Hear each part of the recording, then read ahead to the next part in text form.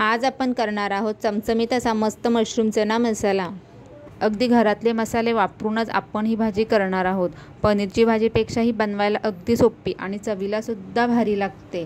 त्यासाठी आपण इथे वाटण करणार आहोत। वाटण करण्यासाठी मी इथे कांदा, खोबरा, लसूण, कोथिंबीर, आलं, दालचिनी आणि वेलची घेतली। आता आपण खोबरा आणि कांदा भाजून घेऊया। इथे मी तवा गरम करत ठेवला होता, त्यावरती आता हा कापून घेतलेला कांदा मी टाकून लालसर कलरवरती हा कांदा भाजून घ्यायचे। कांदा लालसर झाल्यावरच्या नंतर त्यामध्ये आपण 2 ते 3 चमचे तेल टाकून पुन्हा हा कांदा परतून घ्यायचे। जेवढा आपला कांदा छान भाजला जातो तेवढे आपला वाटण छान तयार होतो आणि भाजीसुद्धा चवीला मस्त होते। इथे बघा अशा पद्धतीने आपण हा कांदा भाजून घेतलाय। आता काढून घेऊया। कांदा भाजून झाल्यानंतर आपण लगेचच खोबरा भाजून घ्यायचे। इथे तेल टाकून खोबरा भाजायचे। आता खोबऱ्याचा इथे तुम्ही किस करून घेतलात तरीसुद्धा चालेल। लालसर कलरवरती खोबरा आपण इथे भाजून घेतल्याच्या नंतर तो पूर्ण थंड झाल्याच्या नंतर मिक्सरमध्ये आपण बारीक करून घ्यायचे। सगळ्यात पहिल्यांदा आपण वाटण करताना खोबरा आधी बारीक करून घ्यायचे, म्हणजे तो व्यवस्थित असा बारीक होतो। इथे खोबरा आपलं व्यवस्थित असं बारीक झाल्याच्या नंतर त्यामध्ये 1 इंच आलं, 7 ते 8 लसणाच्या पाकळ्या, दालचिनी आणि 2 वेलची इथे मी कुटून टाकली, म्हणजे ती वाटणात व्यवस्थित अशी वाटली जाते।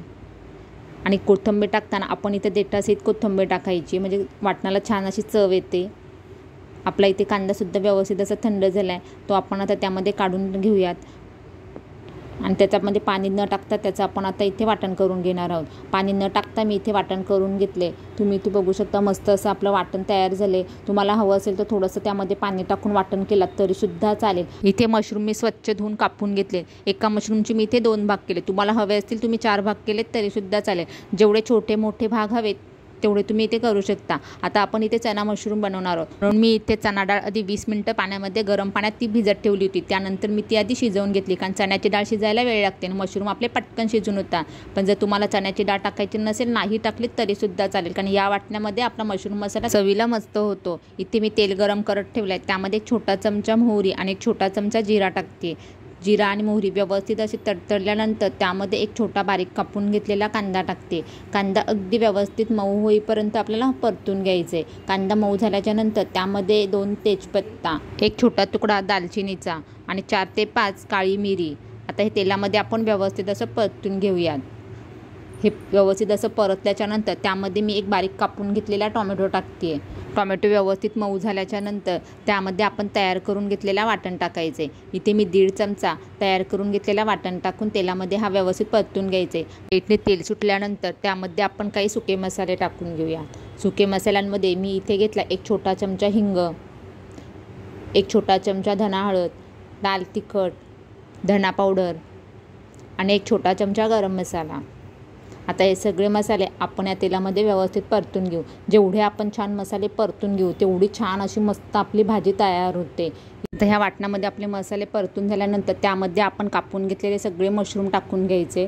इथे मी सगळे मशरूम टाकून घेते आणि हे आता आपण व्यवस्थित असं मिक्स करून घेऊया। तुम्हाला मशरूम खूप मोठे नको असतील, तुम्ही छोटे केलेत तरीसुद्धा चालेल। त्यावरती झाकण ठेवून आपण आता इथे वाफ काढून घ्यायचे। मशरूममध्ये आपण लगेच पाणी नाही टाकायचं, त्यावरती झाकण ठेवून आधी वाफ काढून घ्यायची। आता त्यामध्येच आपण जी शिजवून घेतलेली डाळ होती ती डाळ त्यामध्ये टाकायची आणि त्या शिजवताना जो पाणी होता तो सुद्धा पाणी आपण त्यामध्ये टाकणार आहोत। आता हे सगळं व्यवस्थित असं मिक्स करायचं आणि त्यावरती झाकण ठेवून 10 मिनिटं मस्त अशी ही भाजी आपण शिजवून द्यायची। मशरूम शिजायला अजिबात वेळ लागत नाही आणि आपण ही डाळसुद्धा आधी शिजवलेलीच होती, त्यामुळे ती पटकन अशी शिजली जाते। आता त्यावरती मी झाकण ठेवून 10 मिनिटं मस्त अशी शिजवून देणार आहे। 10 मिनिटानंतर तुम्ही इथे बघू शकता आपल्या मशरूमला पाणीसुद्धा वळलेलं आहे। आपण इथे एक्स्ट्राचं पाणी नाही टाकलेलं। जर तुम्हाला ह्यामध्ये रस्सा हवा असेल तर तुम्ही त्यामध्ये गरम करून घेतलेलं पाणी टाका आणि जर तुम्हाला ह्यामध्ये चण्याची डाळ नको असेल, नाही टाकली तरीसुद्धा चालेल, तरीसुद्धा ही भाजी चवीला मस्त होते।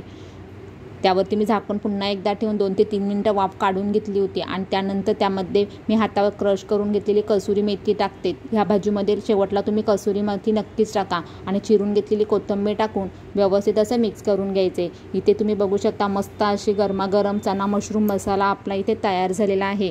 तुम्ही या पद्धतीने एकदा ही भाजी नक्की करून बघा आणि कमेंट करून मला सांगा कशी झाली। तुम्हाला जर ही रेसिपी आवडली असेल तर रेसिपीला एक लाईक करा, चॅनलला सबस्क्राईब करून व्हिडिओ जास्तीत जास्त शेअर करा। भेटूयात आपण पुढच्या छानशा अशा रेसिपीमध्ये।